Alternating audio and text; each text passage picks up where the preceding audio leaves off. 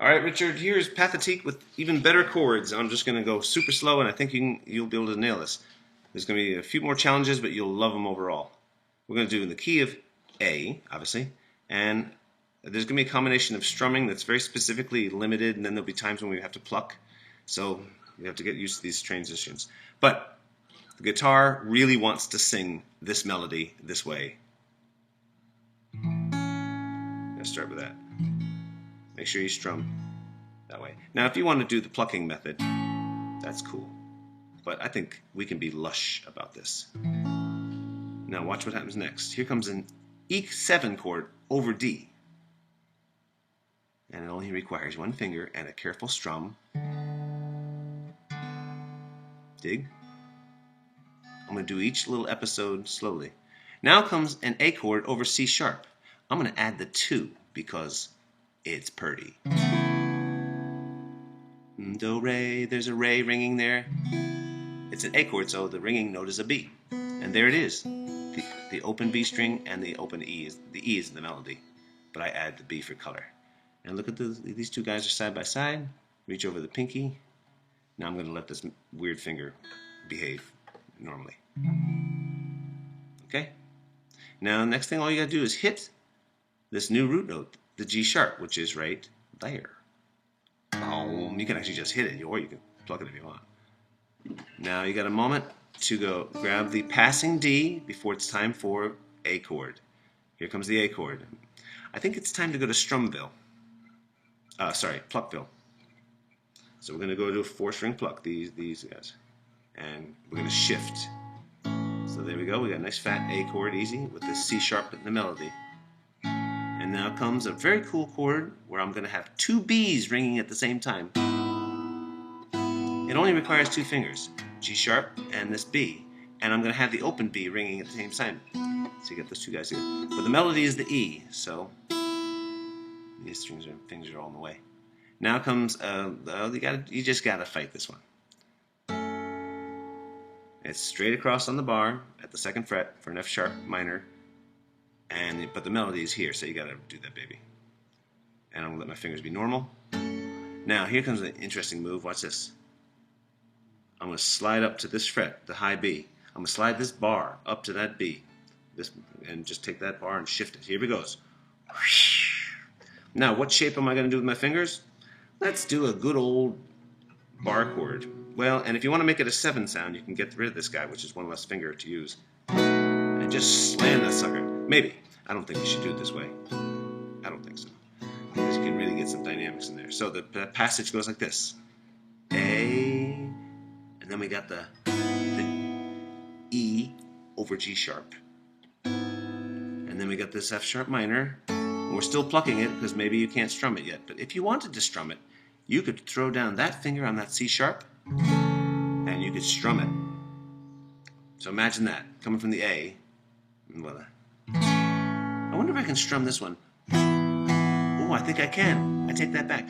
The E over the G sharp with the double B's. If you... Oh my gosh, you don't even need that. You can just go like that. Now here's the key. I'm dudding this string here. This A string, I'm dudding it. Now comes the F sharp minor. Now, ideally, if you want to strum it, you got to be a big boy and make a big hand and go. I mean, that's good. Now you're going to take that bar and fly it up to the 7th fret. And you're going to do what should be an E formation, but in this case, it's a B chord we're making. And if you want to go easy on yourself, you can get rid of the pinky and make it a B7 sound. Now we're going to take this shape and we're going to slide it all the way down to here. Ready? This shape, or this shape, this shape, or this shape, I don't care which one. We're going to slide this little guy for an E chord. Are you ready? And then slam that E chord. And there's your melody note. So your melody made this. That's what your melody did. Let that ring for 45 minutes. Now, relax your hand. Get an F, which is the passing chromatic leading to F sharp. And you get to do a nice, pretty D chord. And make it pretty, because it's time to get pretty. Oh, I just had a girl. Anyways, now we're going to go to that the second chord that you did, which is E7 over D. Very careful strum. Only these 3 strings. Let that B be the melody. Now 2 quick notes. Oh, I'm so glad there's lawnmowers. And the other window.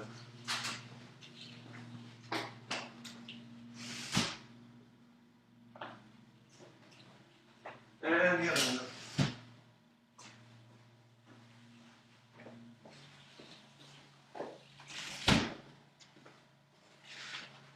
Where was it?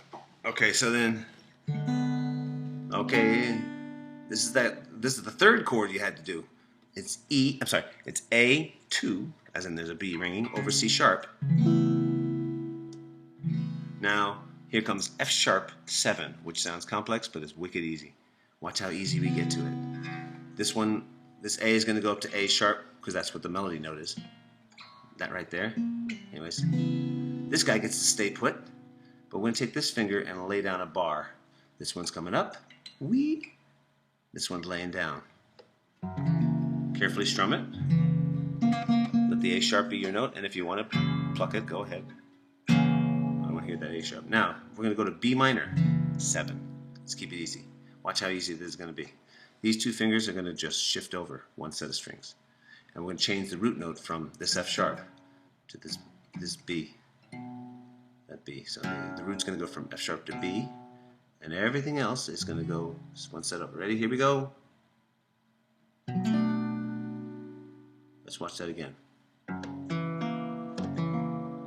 And switch. Diggity.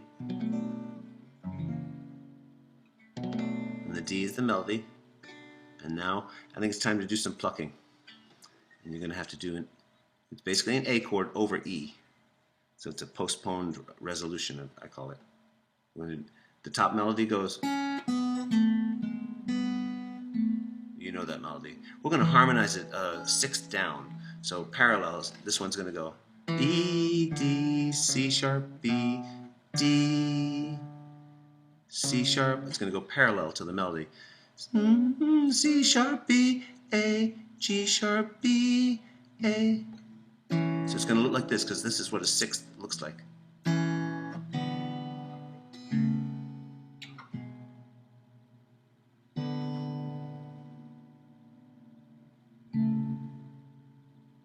So here we go again, that melody. Then we got that, and then we got that same famous one we did earlier. And this beauty. And then we get to go back to these 2. One quick correction. The last 2 notes, instead of, well, doesn't matter what it is, just go back to this favorite chord you had with the 1 finger on G sharp, but this time you get to strum it all the way from A, including open string D, then the G sharp, and then the B is the melody note, which is the 2, because we're in the key of A, so the B is, and it's going to sound like this. It's a rather indeterminate chord, and it's Beethoven's way of being complex and cute and murky. And I call this chord an E7 over A, which is totally wacky because it's implying that this is going to happen. It's going to release to an A chord. By the way, this is the G formation as we speak. So that's nice and easy. And then somehow you could resolve it this way if you want. You could just make it real pretty. The C sharp and the A, the C sharp and the A anyway. Nice 6th, just let it sit there. And then you could reach over with your other hand and smack the root note if you want. And you go, hey Ann, watch this.